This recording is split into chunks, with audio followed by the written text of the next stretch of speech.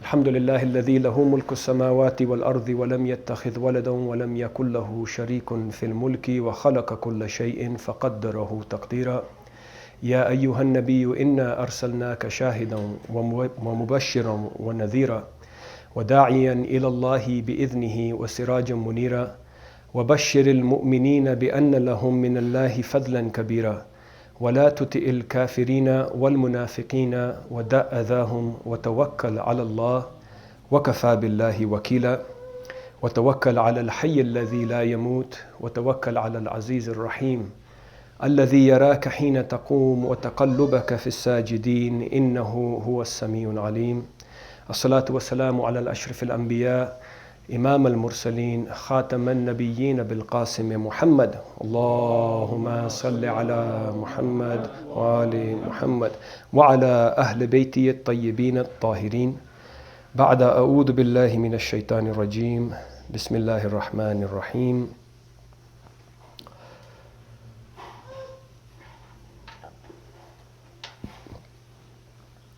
أعوذ بالله من الشيطان الرجيم. بسم الله الرحمن الرحيم.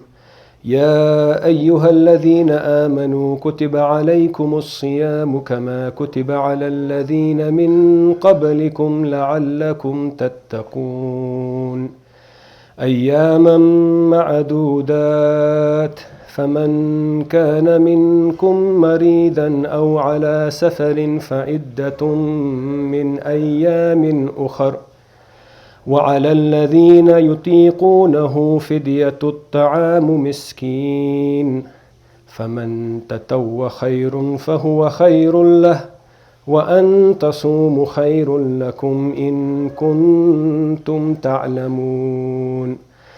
شهر رمضان الذي أنزل فيه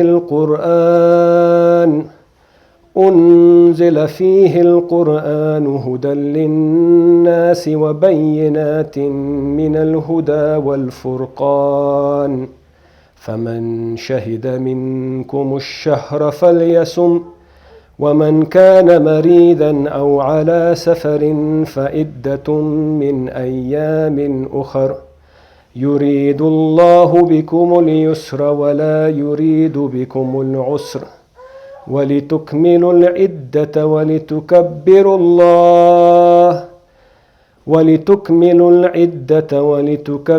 الله على ما هداكم ولعلكم تشكرون. وإذا سألك عبادي عني فإني قريب أجيب دعوة الداعي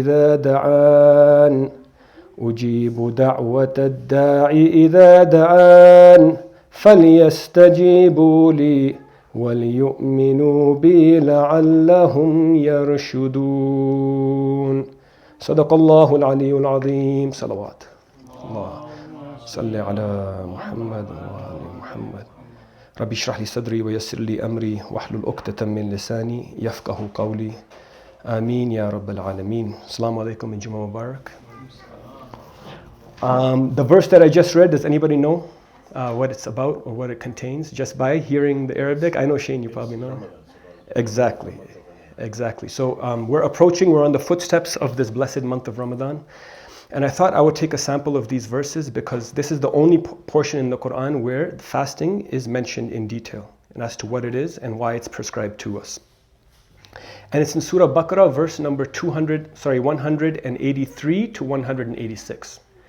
And 187, the verse right after this, also deals with fasting. And inshallah, if we have time, we can get into that verse too. I just want to read the translation to you guys of what I just recited from the Quran. I seek refuge in Allah from the accursed Satan, in the name of Allah, most beneficent, most merciful. O you who have believed, decreed upon you is fasting, prescribed for you is fasting, as it was for those before you. So perhaps you will become mindful of Allah. So you'll become tattaqoon, have taqwa. Fast a prescribed number of days, but whoever of you is ill or on a journey, then let them fast an equal number of days after Ramadan. And for those of you who can only fast with extreme difficulty, compensation can be made by feeding a needy person for every day not fasted. But whoever volunteers to give more, it is better for them. And to fast is better for you only if you knew. Ramadan is the month in which the Quran was revealed as a guide for humanity with clear proofs of guidance and the standard to distinguish between right and wrong. So whoever is present this month, let them fast. But whoever is ill or on a journey, then let them fast an equal number of days after Ramadan. Allah intends ease for you, and He does not intend hardship for you, so that you may complete the prescribed period and proclaim the greatness of Allah for guiding you. And so perhaps you will be grateful. When my servants ask you, O Prophet, about me, I am truly near. I respond to one's prayer when they call upon me. So let them respond with obedience to me, and let them believe in me. Perhaps they will be guided to the right way. Sadaqallahul Aliyyul Azim. Salawat. Allahumma salli ala Muhammad wa ali Muhammad. So what I intended to do today is to go through the concept of fasting. And what I intend to achieve for me first and foremost, and also for all of us here, by the end of this khutbah, and if I don't finish with the concept of fasting in this khutbah, I know next week we will be in the midst of Ramadan. We can continue always on this topic because I feel like it's so important to know what we're about to get into. And so what I intend to do today is first of all go over what is fasting in Islamic law. Okay? We have to take it back to the basics as to what is the fast in Islamic law. And number two, what I want to answer is what are the benefits of this fast to each and every one of us. Okay? And thirdly, what I want to do is look for ways to enhance this fasting that we're doing, to get the true benefit, to extract the true benefit from the fasting that we're about to enter into. And prior to me entering into this discourse, I want to mention something from a personal note. Majority of my life, I had been coming into and exiting the month of Ramadan with not nearly being able to extract its true potential or what Allah had intended the month of Ramadan in order to benefit me. And that happened because I was more so following the herd instead of following Allah's edicts in the Quran. We were doing things that, we might as well have just been hungry for the day. The Prophet sallallahu alaihi wasallam, Allahumma salli ala Muhammad wa ali Muhammad, he said in an authentic hadith that, if you do not fast with the eyes, with the ears, with the tongue, and with the hands, and you're just refraining from food and water, that's exactly what you're doing. You're just refraining from food and water. You're not really accomplishing or getting the true benefit of what the fast is intended to bring about in your life. So going back to my personal life, I was basically doing that, depriving myself of food and water. I can give you examples of what I was doing and what actually my friends in Toronto, in the summertime, the fasts are much longer in Toronto. They go from 5 a.m. up until what? Sometimes 9:30, right? 3 a.m. 3 a.m. Wow. 3:30. Up until what? Like the latest 9:30. And so what my friends and my cousins used to do is they used to book a flight to Dubai. Okay? Just think about this for a second. Where they would practice this ritual. Stay awake the entire night, playing games, conversing. I wish Munna was here. I'd point out the baraza to him as well. And sleep the whole day.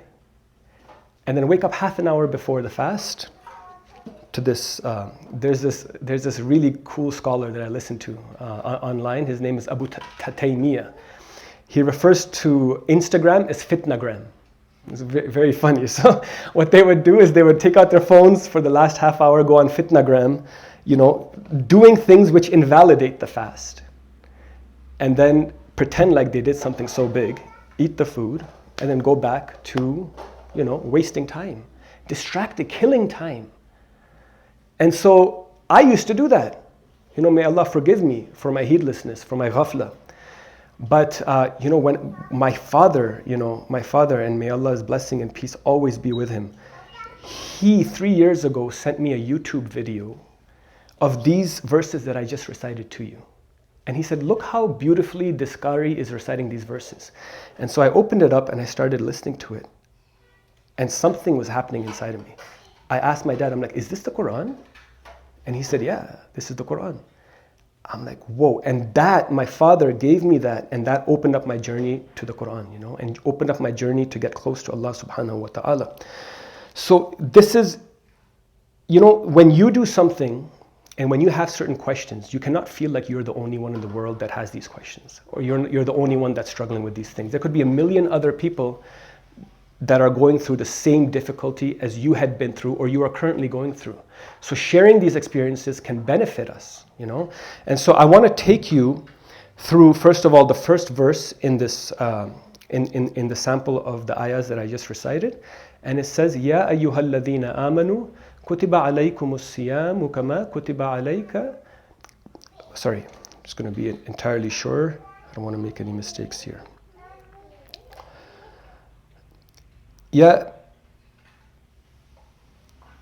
أيها الذين آمنوا كتب عليكم الصيام كما كتب على الذين من قبلكم لعلكم تتقون. So this verse itself, if we elaborate on it, if we do a peel of the onion, we can spend the rest of the khutbah on it. So it starts by saying, "O you who have believed, we have prescribed for you." Okay, so when Allah prescribes something, when we go to the doctor or the pharmacist and they prescribe us something, it's for our benefit, right? But this is coming from Allah subhanahu wa ta'ala, who has created us. And He's telling us that He has prescribed for us something in which is goodness for us.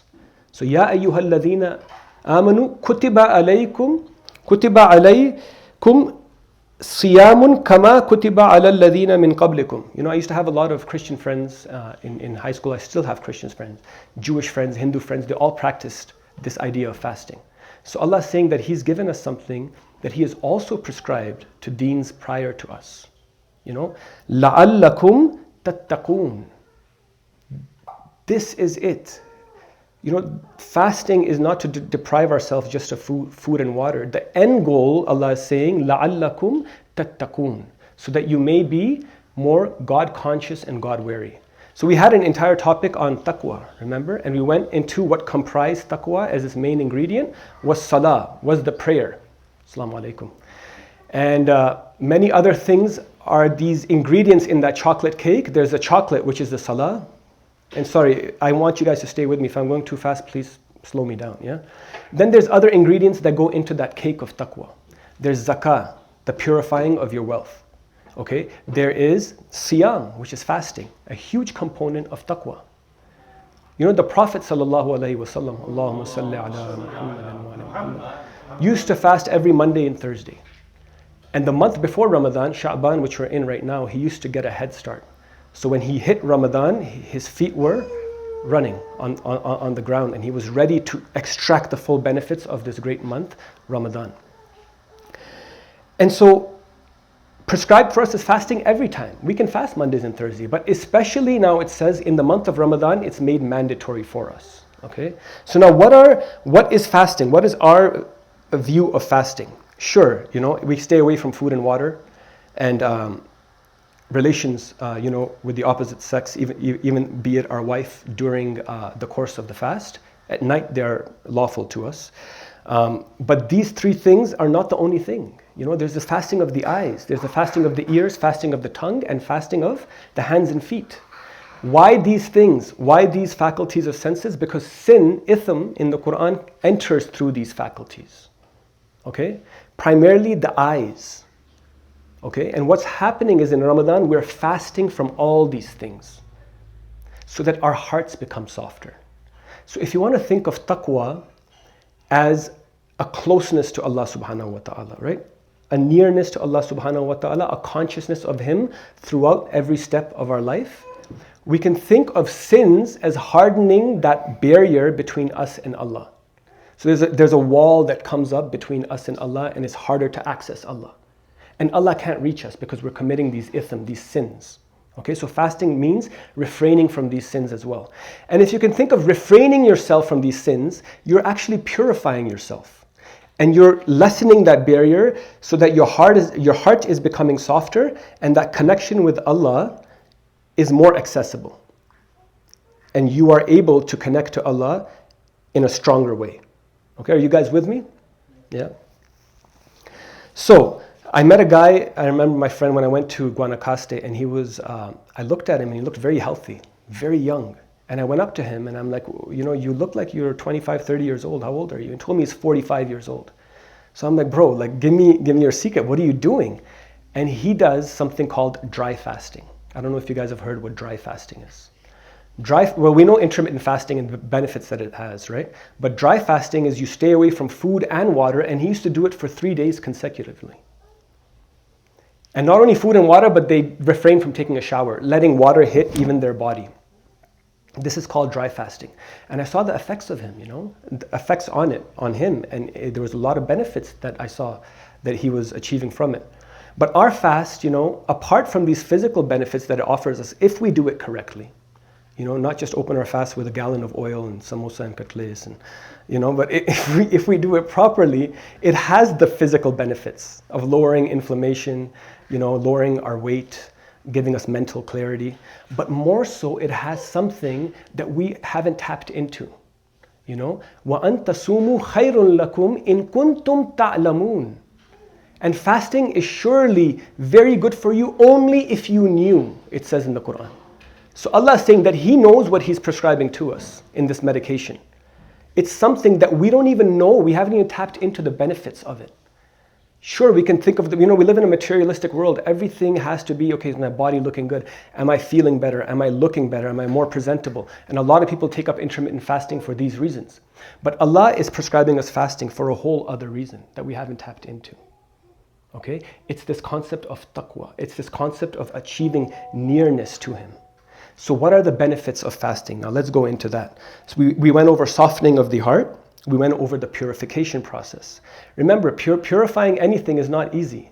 When people go through a physical detox, especially if they're drug addicts or alcohol addicts, they go through withdrawal symptoms where the first 20 days are the most challenging days for them. They feel like they're going to go crazy. Even if you stop smoking, I don't know, a lot of us are dependent on nicotine.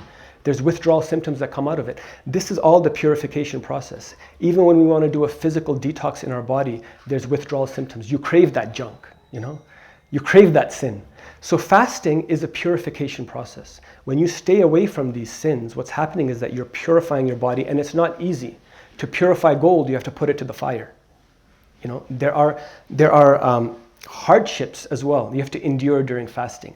But Allah is saying that what I have in mind for you that you don't know yet, وَأَن تَصُومُوا خَيْرٌ لَكُمْ لَعَلَّكُمْ تَعْلَمُونَ. If only you knew, you'd be fasting every day. And you'd be like that child. When I was a kid, I was waiting for my father to come home. I used to look out the window and I used to see him. I used to get so happy, waiting at the window pane, And if we knew the benefits of fasting, we'd be like that child, waiting for Ramadan to come back. In that year, so we can achieve that closeness to Allah subhanahu wa ta'ala. Salawat, please. Allahumma salli ala.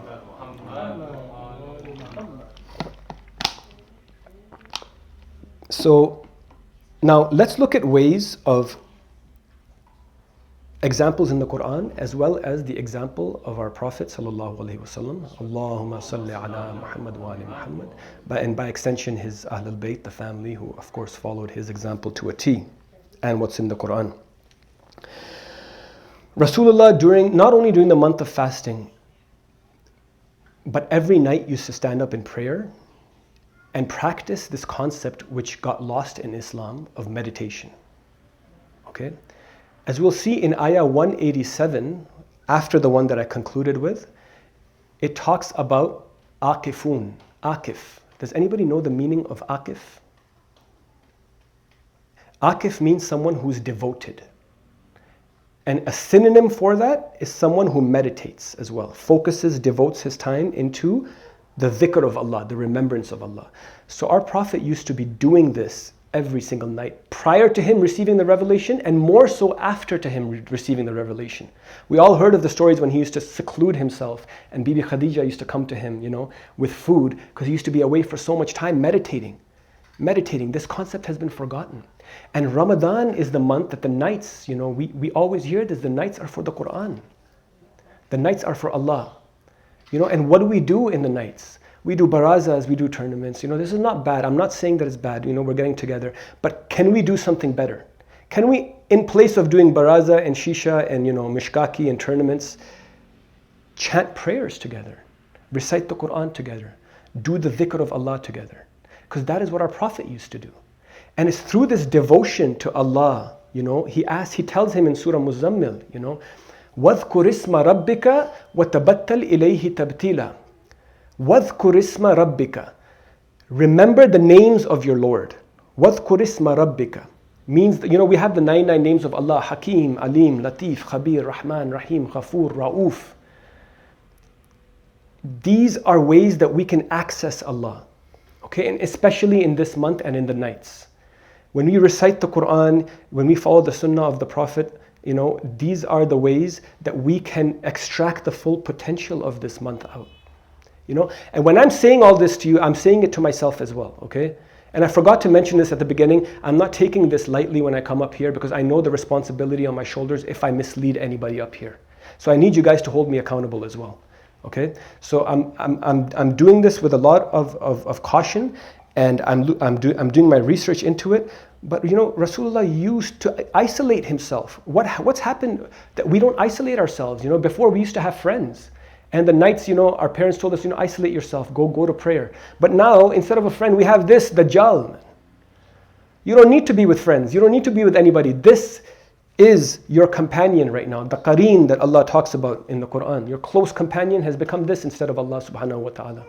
So in the nights of Ramadan, we should be putting this in our... By the way, this is not mine, this is my wife's phone. So I'm not with the colorful mentality of the day and age of today, so please excuse me. But anyways, you can put this in the safe.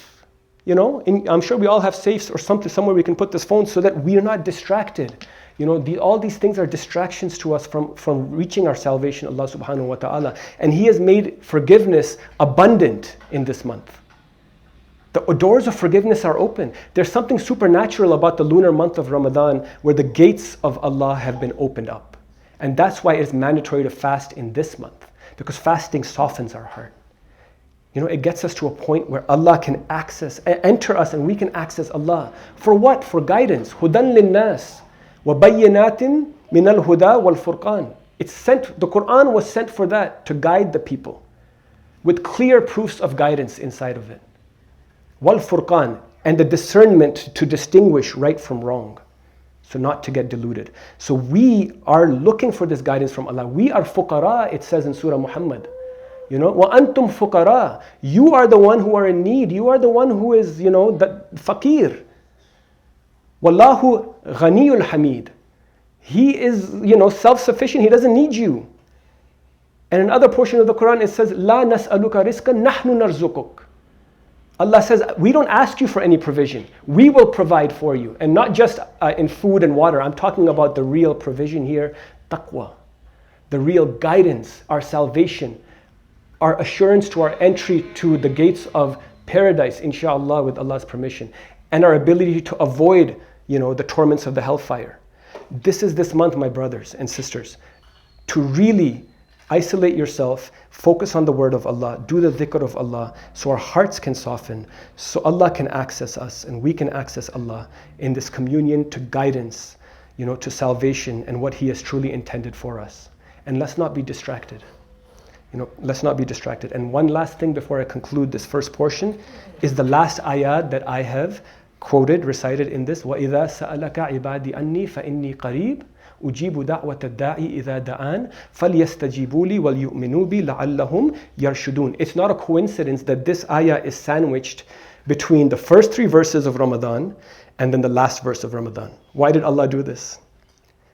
And this ayah talks about the fact that He is accessible to us. وَإِذَا سَأَلَكَ عِبَادِي فَإِنِّي قَرِيبٌ. I'm near. So we have to make that effort to get near to Him in this month, because the gates are open. This is a month of supplication. You can be the biggest drug dealer in the world. You can be a murderer. You can be a zina king. It doesn't matter. The gates of forgiveness are open. Allah is accessible.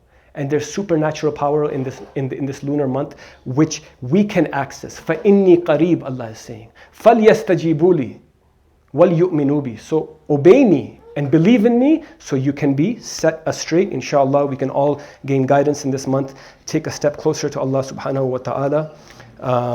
Bismillahir Rahmanir Rahim. Wal Asr. Innal insana lafi khusr. Illa alladhina amanu wa amilus salihati wa tawasaw bil haqqi wa tawasaw bis sabr. Salawat. Allahumma salli ala Muhammad wa ali Muhammad.